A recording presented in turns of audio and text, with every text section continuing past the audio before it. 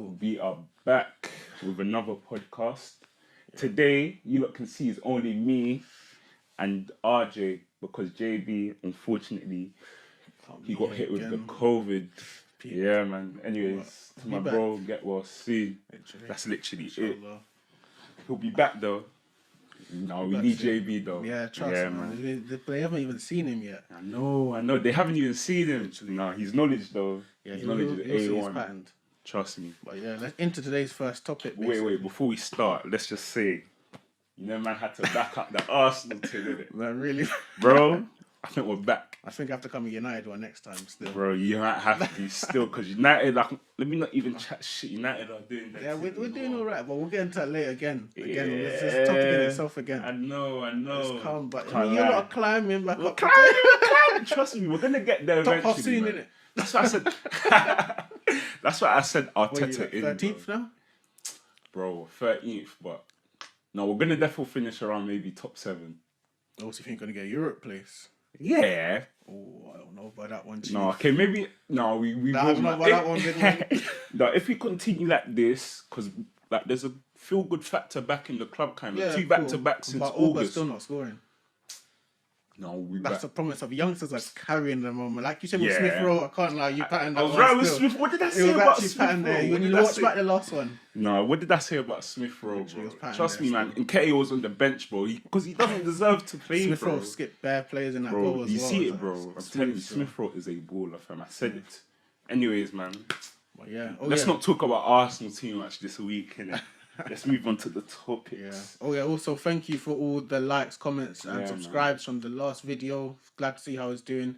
Give us more, like, in the comments below, say what you want us to improve on and that sort of thing going forward. Literally, man. Because we just want to get better, man. Literally. And we need you lot's help. Literally. All right. Yeah. In today's first topic, do you want to introduce? Alright, cool. Today's topic is going to be about things that annoy us the most in football. There's so many things that annoy us. So many small things that, like, I'm telling you, to change the game bare. But like, we'll start with this one. In fact, this one is what annoys me most nowadays about football. Yeah, the way that diving's just not refereed properly. I know. Like, it's made the game so soft nowadays. I actually agree with you on that. Still, the point now, where players are feeling the littlest of contact and they're going down the box, and then even when it is a dive, why the referee's not giving yellows? Referees don't give yellows, but even ever give yellows. Even more time, referees give penalties for dives as well now because of VAR. Exactly. Because of VAR, everything looks worse in slow motion. So it's like, exactly. Of course, they use one angle. That doesn't make sense. We only see the angle that they use. Basically, we don't see what else they're looking at, which is like doesn't make sense. Other sports like rugby, apparently they show exactly what the ref sees to the public. Yeah, no, they do. No, so you can see rugby. I don't watch rugby like that, but no, I used to watch a little bit of rugby, but I realised, that sport is shit. Like, rugby's not adapting. Concussion FC. Exactly. No, I don't like rugby. But back to what we were saying about diving. Like, I like VAR. Don't get it twisted. Yeah, I do like VAR, but I don't even think it's because of VAR that's happening. I feel like diving has just been a thing like for the past. Even before VAR came around. Before VAR started to become more common. It was the like silky players. They knew that because Premier League has been known for being a rough and tumble league. Exactly. Do you know what I mean? So now when these not saying it's just foreign players, but it's kind of like the foreign Spanish David Silva type players. He wasn't a massive diver, but those players are silky, quick feet. They would always like get small contact to get the penalty. And do you know what people mistake? Like, people mistake players for being smart, but I just feel like it's cheating as well. It's like, cheeky. It's cheeky, innit? But at the same time, it's like they might as well use the rules that are in place today, innit? Like, they know that the rules are soft and penalties start to ruin games, though, I think, nowadays. Like, sometimes, not saying it wasn't a penalty in the Champions League final, but that made one of the worst finals, the Tottenham-Liverpool one. Because the penalty was given so early in.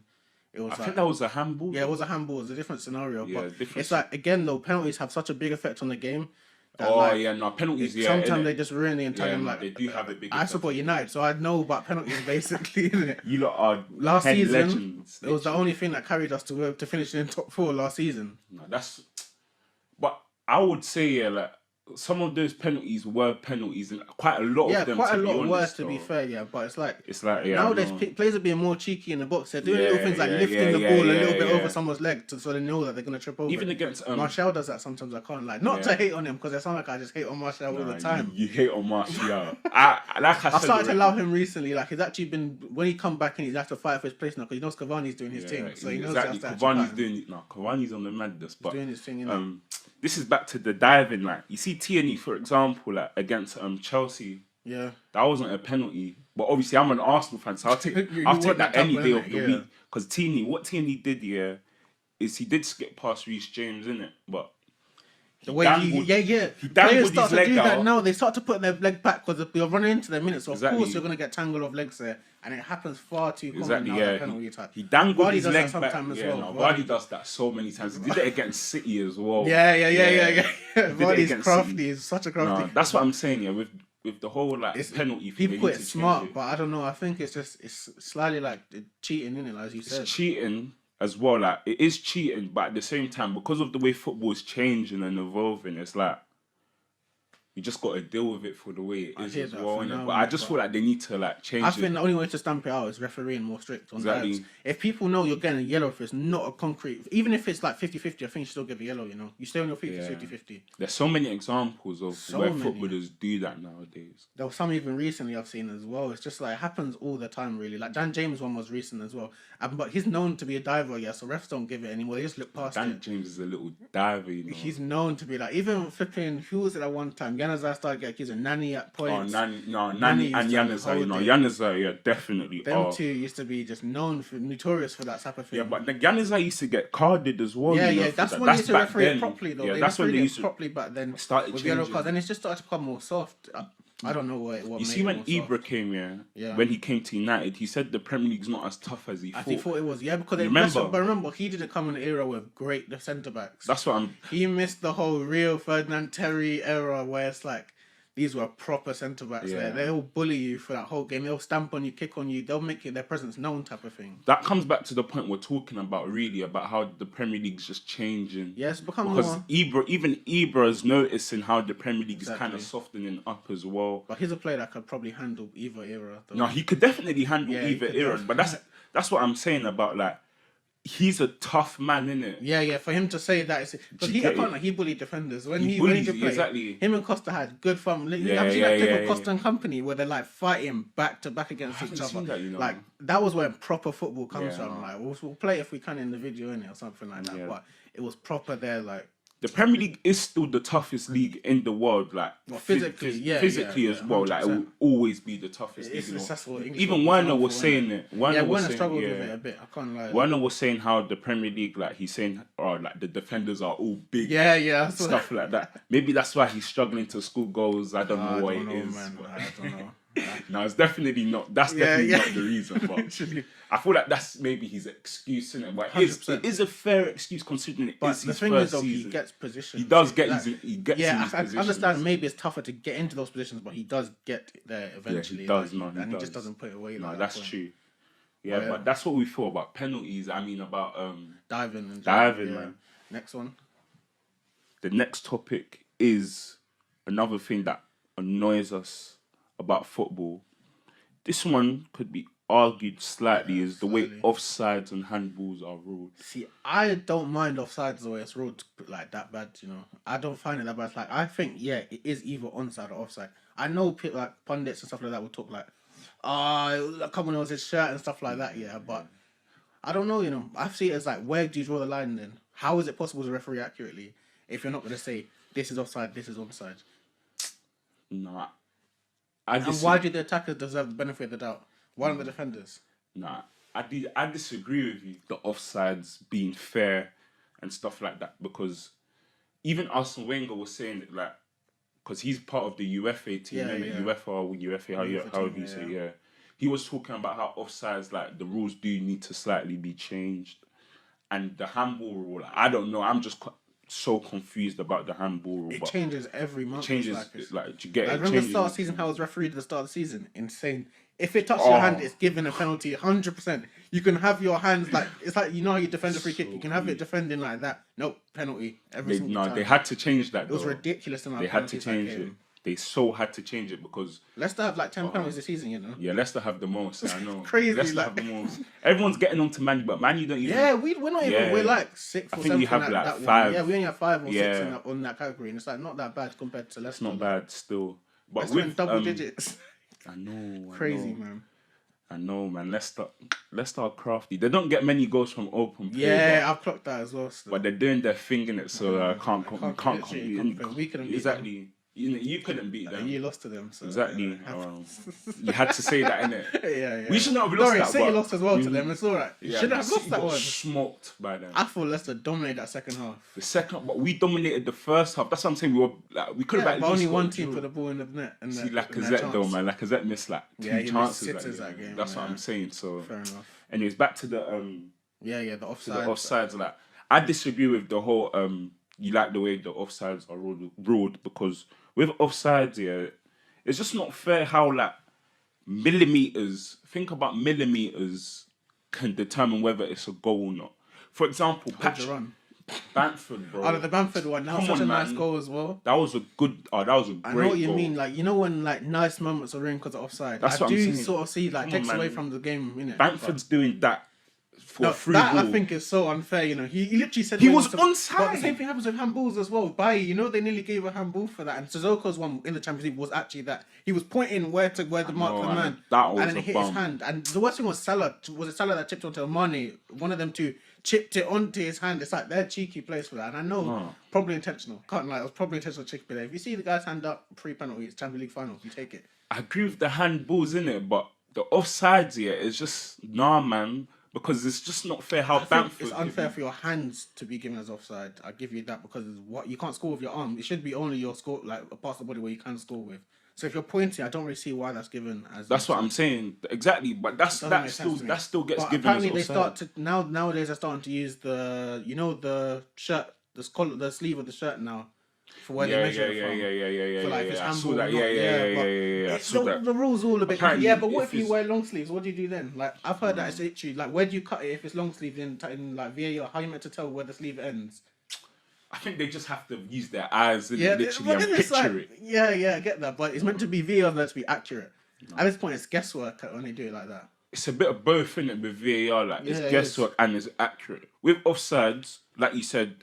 More time it is accurate. I do like the offside rule, but there's some decisions that are just like football, it ruins it. Great football moment. You're just taking think about all the goals that would have been removed as well if offsides were actually using. If all countries and clubs were using VAR from back then, so many Real Madrid. Remember that Champions League run they went on. So many of them would have been given as offside. Would Ronaldo have as many Champions Leagues as he does now? I think that game against Bayern, after extra time, Ronaldo, innit? Yeah. I think like 2 of these goals were offside still. Even the one with Marcelo. And imagine now if that just that changed the whole tide. That's why I don't. That's why I see that side. But at the end of the day, it's fair, innit? Yeah, it happens both ways. Fair, sometimes, exactly. But there's some cases with the offside rule. I like the offside rule with VAR, but sometimes they're just a bit too harsh with it. They ruined the goals. Like players sometimes don't even want to celebrate. Oh yeah, because they don't know whether it's going to be called or not. Like nowadays, you actually can't celebrate a goal unless you know, it's a long shot or something like that. We're like, there's nothing going wrong here. See, you can't celebrate that early. Yeah, like with players, they want to celebrate, but they can't. But even when they do celebrate, like when I'm an opposing fan and I see a team celebrating, like wait, it might be offside. Just wait a second. You don't get too upset. I don't get too. Wait, let me just see it because I know I've been here before. Exactly, did you get it? Look, let me see because that did look offside. And when they show it on the cameras, and it's like it's offside. I'm so happy. I'm just like, it's like a goal. Oh, it is. It is a goal. But that's another thing though. Does it not bring the same excitement as a goal? Like the tension. Remember the City Tottenham game where Sterling was offside and they scored the last minute winner. Pep was on the ground like celebrating everything, and then we see his bald head in his hand, literally. No, that's what I mean. But VAR and then that's like Tottenham scoring a goal. That's Tottenham scoring a goal, basically. That jubilation you get is like scoring a goal. Yeah, it is. It is. You see, when Tottenham fans were celebrating like it was literally, it's like they won the whole tournament. It's like they won the whole tournament. That's what I mean. But VAR is a good addition. It brings suspense. It does. Like, adds good suspense into it, but it's like it's soul crushing. And if you're on the opposite end of it, City fans would have been burning. This would have been one of their biggest games in their history. Like now, and they had to play Ajax after that. City would smoke Ajax in that time. I know. City were dominant in that Champions League. They were very comfortable in the league as well that year. It was a good year for them still. That was a great year. But yeah, on to our next topic, yeah. This one is what flipping frustrates me the most, yeah. Owners that don't give a shit about their club. We're both fans that know like what it's like for owners not to care about your club. I've already said a lot about Kroenke. You even say it to me, remember how they own other things? They own other sports teams. Bro, Kroenke, yeah. Listen, Kroenke owns the Denver Nuggets NBA team that literally they came second in the Western Conference, bro. That tough conference. And basketball requires better investment as well. And he owns an NFL team, the Rams. That like a couple years ago they finished second in the Super Bowl. They came second place, so it's like Super Bowl's the equivalent of like Champions League final. Basically. Do you get exactly? Like, it's the equivalent. Like you massive. See football players that go and watch it. Literally, you get what I'm saying? It's a big massive event. It's a massive event. So it's like, why is it that his other franchises are doing well, and then Arsenal. You go to Arsenal? He's just using Arsenal as like a pawn to get more money. It's like, come on, man! Don't you want to see Arsenal do well? Don't you want to help the fans? It's because I feel like it's because he is American. So it's like he just doesn't give a fuck like about whatever's happening in the UK. I don't even think he's ever watched a game of Arsenal. You know, bro. Or it's been. Has he never been to your stadium and stuff like that? Only his son has. Oh. His son's the only one that maybe tries a little bit for public, like for exactly. PR basically. Yeah, not even just that as well. Yeah, it's just to like at least give Arsenal fans some news. It's more annoying to have fans like the Glazers, to have backing from someone like the Glazers that actually turn up to the games. They watch the bullshit that goes on, and they're like, nah, it's all right, we'll get better. It hasn't got better for like 8 years now. It's been a long time. The club needed investment for ages, and you've seen managers come out after. So Van Gaal, Mourinho, that complain about what happens upstairs. They're always like, oh, no, I wanted this player, I wanted this. Even Moyes, he was like, I gave him a list of 5 different players, and they got me Fellaini. Like, but he wanted it. Now, he definitely wanted Fellaini, but he was definitely signed last minute for a reason. Let me say something about United, like, you see with United, I feel like they're in a whole different ball game compared to the Arsenal board. Like, United's board's different. You may argue differently, but I believe here that United managers, they get backed a lot more than Arsenal managers. I'll say my point after, innit? We see, for example, Van Gaal. Got Martial in that team. He got Di Maria in that team. Di Maria didn't perform. Would you blame the board for that happening? Like, this is what I'm saying. The board supports... Go on. With Arsenal, we're getting players like Pablo Mari, Cedric. We're getting shit players, bro. We got Xhaka. You did get Aubameyang and Ozil, though, in your time. Yeah, we did. Lacazette was meant to be a good signing as well in that time. Yeah, okay, cool. No, that's fair enough, with those kind of players, But at the end of the day, like, when we want a better player than that, we don't ever have enough funds. And then when we're trying to... Pepe as well. Even with panic buys, bro. You lot talk about you lot having panic buys, but we wanted to buy Lamar for 94 million, bro. Does that even make sense? Where's this money coming from? That's my real question. Bro, we have money. We just don't get back properly. We have money. Like, Arsenal is one of the richest clubs, bro. We're losing money now because we're not in the Champions League. Yeah, and that's why I'm happy we're not in the Champions League. So it forces them to spend. Do you get it? It forces them to spend. That's exactly why I don't mind when we don't qualify, but... No, it just doesn't happen. But yeah, this is what I will say though. The thing is, look at the players we're always linked to. That someone with Moyes, linked to Tony Cruz. He didn't even consider us straight to Madrid. He was close to going United. Oh yeah, of course, close. Yeah, Pedro. Close. He was meant to have signed for us. Pedro was meant to have come to us. Ended up going Chelsea. Fabregas as well. We were meant to go in for Fabregas. What happened? Turned us down again.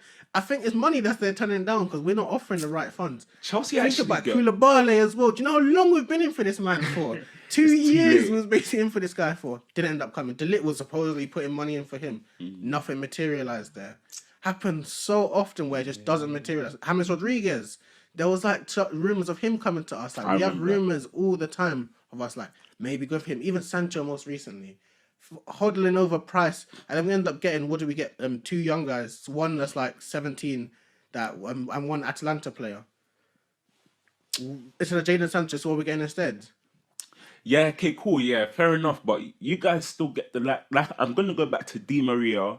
I'm gonna go back. Remember when you lot got Falcao? Everyone No, thought but Falcao was I the knew Falcao man. was done. I can't lie. I No, knew his but time was people done. still He thought. struggled from Atletico after injuries from Atletico. I knew he didn't recover. He scored that one nice goal against City. Do you remember Champions League where he chipped it?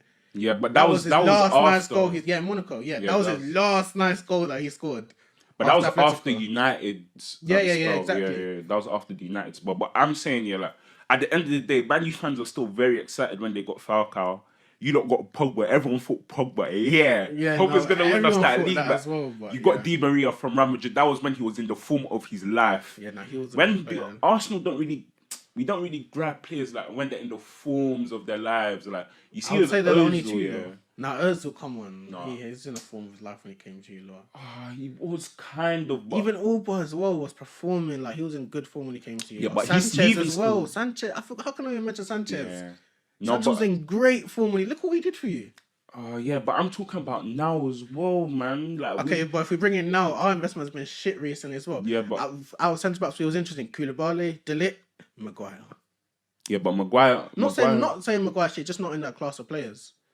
De Ligt is a younger investment. That's a good buy there. Koulibaly, proven Champions League football often, not coming from Leicester City. Like no disrespect to Leicester, but Koulibaly is coming from a team that often plays Champions League football.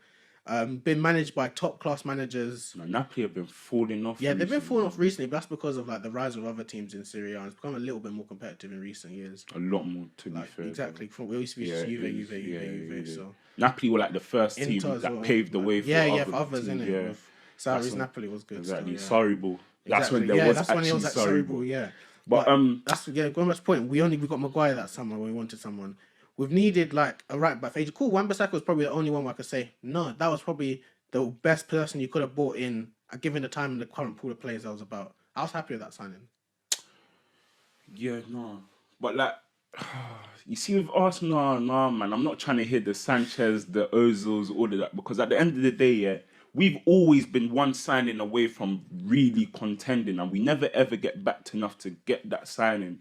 For example, we used to play one of the best attacking football in the league back in 2012, 2013, but we were missing a central defender and we were missing a CDM. But we got Giroud though, innit? And we created he did enough. He did enough, and we created a lot of chances. I don't know why the argument back then was we needed another centre forward. We needed spine. We didn't get that spine. We ended up getting Xhaka a couple years later. That's not spine. That's just bullshit. I don't care if he scored that Chelsea free kick. Fact of the matter is he's still not good enough for Arsenal Football Club. Let's just get that out of the way, innit? But cool, that goes back to my point. Instead of getting Kante, we got Xhaka. We're always getting plan Bs. You lot can say you're getting plan Bs, but our plan Bs are worse. We're getting Xhaka as plan Bs, bro. At the end of the day... Hey, remember it took Fred 3 years to do something? Fred is 2 years, I swear. He's been here for 3 now. When did he join again? He joined before Sanchez joined, I think. It was before, Exactly. And it's 2 years, it's 2.5 then, because he joined in that summer. 2.5, 2.5 years, innit? But cool, Fred's still doing something. Xhaka's been in the club for 4 years now, though. 4 years you've had. Exactly. We had him in 06 back at Wenger. Back when we had Wenger, do you get what I'm saying? We're not getting the players, man. We're not getting the right players, and then recently, Deadwood's a real problem as well in both these clubs. That's another problem I get for the owners. Poor contract lengths are given to some players. Oh, contract lengths are... That's the worst. Okay, cool. You can hold that one because you Mustafi was on that. He's finally about to leave, and I don't know. Barca are just a mess. They want Mustafi. Yeah, I was gonna, but apparently rejected. I don't know, man. No, I think he's gonna go Barca. Barca are just another mess at the moment. They're talking for themselves. They're talking for themselves. You gotta leave them. Mustafi was on a long contract. We extended David Luiz's contract. You could argue, David Luiz is shit. I don't care what anyone tells me. He might be one of our best defenders, but that just shows how bad we are. Do you get it? So David Luiz, he got extended. That's more money being paid. Willian, he's 32. He got a 3-year contract. Chelsea didn't want to give him a 3-year contract for a reason. And then Arsenal, he comes to Arsenal. Apparently, he's even on 200k a week. Now, I don't even know how true that is. Like, you could be replacing these players with a better pool of players, younger talent, and we're choosing to give older players new contracts. Like, with a lot of money No in those disrespect, but contracts. someone like Juan Mata, for example, I respect what he does, yeah, but I think his time has come up. Like, not even that, like, he's not doing well. It's just the fact you get him off the wage books, you can bring someone young up and through, like, because Juan Mata, like, stayed, I think we lost to Andre Gomez, and I think could have been a baller. And they didn't get a chance to express himself. He was so small, but he was techie. Now Andre Gomez, I think he would have. He would have broke through eventually, probably. Yeah, I feel like he would have been good for United as well. And if we are going to talk about bad owners, we got to do honourable mention for Newcastle as well, man. Oh, Mike Ashley. They've wanted him out for like the past years. Alan Shearer, you see Alan Shearer. He hates him. He hates that guy. Alan Shearer. Like, he's even known for being a dickhead in general. Like, he owns Sports Direct, you know. And yeah, he owns He's just a dickhead in general, and they have this guy as a manager. It's like. But he even wants to get out of the club. Yeah, he openly says, "I don't basically want to own this club anymore." So he will sell it to whoever he can. It's just that you can't find buyers for the right price. With Newcastle, yeah, like they don't. He doesn't even back. Like he didn't back Rafa Benitez. Yeah, like that's what he should have kept Rafa in the job. Like Rafa, all he wanted was to meet his target, and he would have stayed. That was the last straw for Newcastle. That was the Literally, final straw for Newcastle fans, innit? They were just you're letting Rafa Benitez go. He was like the saving grail of these Think about it. From Rafa Benitez to Steve Bruce. Literally. Steve fucking Bruce, bro. That's you're what asking I'm for saying. A relegation battle. You're asking for it. You're asking for the style of football, everything. You just know these type of managers, yeah, you're going to be in a battle. 1 or 2 years, you'll probably be back in Championship. From when Rafa Benitez is staying with your club during the Championship, you have to back him. Exactly. You have to. That's why Bielsa get back wherever he does. Because when you have that quality of manager, you got to like bow down to whatever they want to do. Bow down. You got to find. Actually has money. It's not like he doesn't have money. Exactly. You only invest like last minute or when they desperately need to. Like when because think about the players they bought in recent times. Almiron cost 20-something mil. Yeah, that's a decent amount for playing it. For Newcastle, that's a decent amount. Joelinton, he is fucking shit. He cost 40 mil. Yeah, 40. Do you get it? So it happens. It's like these panic buys are for like the wrong, like they're giving money for the wrong managers. That's what the poor owners do. They panic buy. They know, the fans are on our back. I might not sell much season tickets this season, or they might stop buying our merchandise. Let's just buy something to sell a couple shirts. That's what they do all the time. Sanchez, that is pretty much what Sanchez was. But you don't make the money back basically from this. And it was free as well. It's just that wages was a fucking mess, man. It's probably one of the worst. The only deal that I think is worse is Kepa, because it's on like a 6-year deal or something like that for Chelsea. That's the only deal he's got. No one wants Kepa, man. But only on loan. That's another separate topic, yeah. But when you fuck up as a keeper, you don't recover your career, you know. Karius went out to Turkey after. That's a war-torn. That's basically risking your life to keep your career alive. That's actually a true point. When if you're a bad striker, cool. It's just he had a blooper. Like Di Maria had a blooper at United. Still goes to Paris Saint-Germain. Like big club still. When you fuck up as a keeper, you're not wanted again. Like your career's in a bin basically. You're just. That's so true. It's so peak when you fuck up as a keeper. You've made your reputation and you made your bed. You have to lie in it now. Like it's so bad when that happens to you. You get written off. Like there's Karius. There's Kepa it's even now. Happening now to Adrian. You think the club's gonna buy Adrian? Adrian is the worst keeper in the Premier League. You know, I think he is the. I think Ramsdale is goddamn awful. I've never watched a game where he hasn't conceded a goal. Okay, cool. No, actually, no. Ramsdale is worse than Adrian. Ramsdale is horrible. Bro, I was watching the United game. I was thinking, we don't even deserve to be winning this. That keeper shit is. Ramsdale's so shit. Bro, he's terrible. Oh my god, bro! I forgot about Ramsdale. You know, there's a reason why Sheffield are winning. They've got 2 draws this season only and no wins. Wait. This comes back to my point as well, about Nketiah. Like, no, I don't care. I have to bring this up because Ramsdale is the under-21 England goalkeeper, innit? So from when Ramsdale's the under-21 goalkeeper, for England, and Nketiah is the highest, the best goal scorer for England under-21s, like, it doesn't mean shit. Because England under-21 goalkeeper is Aaron Ramsdale, and he is horrible. Nah, bro. That was a downgrade, though, of Dean Henderson. But I don't blame him. Dean Henderson's always going to pick United over. And he was from us originally. He was on loan. Exactly, he was on loan, but that's what he's true. He's actually part of Sheffield United's downfall, though. 100%. He is 100%. They don't score goals. That's another problem. Fam, he's so bad, yeah. Chris Wilder, the manager, he draws him out in interviews. You have to, man. You can't protect. There's only protect so that much kind you can of protect someone. They didn't buy no one else. At this point, I'd play a youth keeper. You know. Yeah, 100%. I play someone in the youth I'd rather do that. At least if he gets stick, he's a young guy. Why is he so shit though? I think his height as well doesn't help. Yeah, he's small. He just his reactions are terrible. He's woeful. Like, but I remember watching the game. I was laughing when we scored goals. I was like, "What is this guy doing?" And it's like an outfield player getting slapped in goal. Yeah, he's that bad. No, he's actually that bad. He's horrible. I feel sorry for him though. So sorry. When keepers ruin that, he's never gonna play at a top club again after this. No, he can't. There's After no his way. contract's gone, they might even not renew it. You know? I think I think he's like Sheffield United are destined for a championship place. That's where he's staying. He's staying. Even if Sheffield United come back up, they're getting rid of him. I don't even know if they're going to use him next season. That's how bad he is.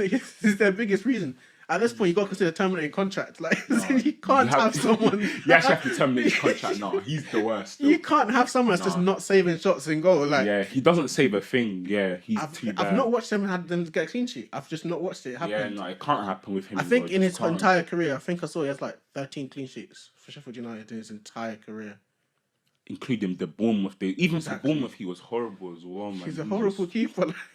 Oh, he's so a mess. Bad, man. But yeah, if he's watching this, yeah, which he probably isn't, but yeah. Nah, you're doing a good job here. No, Ramsdale, nah, he's got to go, man. He's got to go. Like, he should just retire. Yeah, but that's it for today, though, man. Episode 2. Just make sure you like, comment, and subscribe.